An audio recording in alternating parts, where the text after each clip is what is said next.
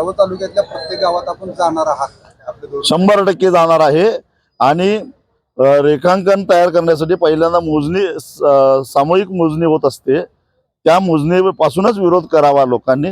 आणि जर का पोलिसी दडपशाही होत असेल तर आमच्याशी संपर्क साधावा, सारी ताकद घेऊन आम्ही गावकऱ्यांच्या मागे राहू। लोकांची संभ्रमावस्था आहे, तुम्ही म्हणता तसं की पैशाच्या अनुषंगाने वाढतात, तर त्या पैसे शेतकऱ्यांना मी एवढाच सल्ला देईन, जेव्हा पैसे चांगले मिळतात त्यावेळी आम्ही त्याला विरोध करत नाही। उदाहरणार्थ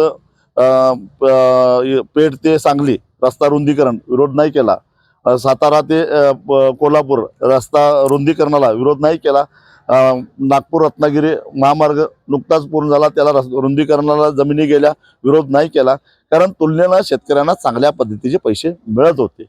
परंतु हा जो रस्ता जाणार आहे तो पूर्णपणे नव्यानं काढला जाणार आहे आणि तो अडगळीच्या भागातून जाणार आहे आणि त्या ठिकाणी सध्या जे काही रेडी रेकनर आहे तो अत्यंत कमी आहे, त्याच्या चौपट आणि त्यातनं 20% कपात केली तर सध्या प्रचलित जो बाजारभाव गावातला आहे त्याच्यापेक्षाही पैसे कमी मिळणार आहेत।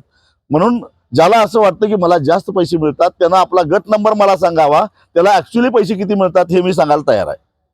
सध्या लागवडीचे दर गगनाला भिडायला लागलेले आहेत, तुम्ही एक शेतकरी नेते म्हणून काय सांगता? आता जे काही खताची टंचाई निर्माण झालेली आहे आणि खताचे दर वाढलेले आहेत, हे सरळ सरळ राज्यकर्त्यांचा हा नाकर्तेपणा आहे।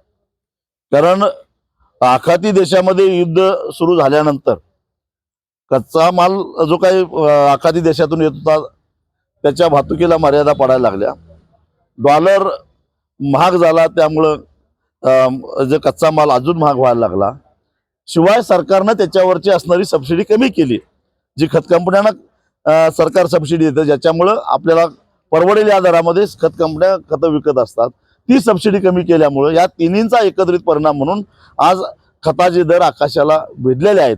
याला सर्वस्वी जबाबदार केंद्र सरकारचं धोरण आहे, त्यांनीच तो प्रश्न निर्माण केला आहे, त्यांनीच सोडवलं पाहिजे। येत्या खरीपामध्ये जर का शेतकऱ्याला खतं मिळाली नाहीत तर तस्करीच्या मार्गाने जे काही साठेबाजी करून गोडाऊन भरून ठेवले आहेत, आम्ही नाना पाटलांचे वारसदार आहोत, ती गोडाऊन लुटायला सुद्धा कमी करणार नाही।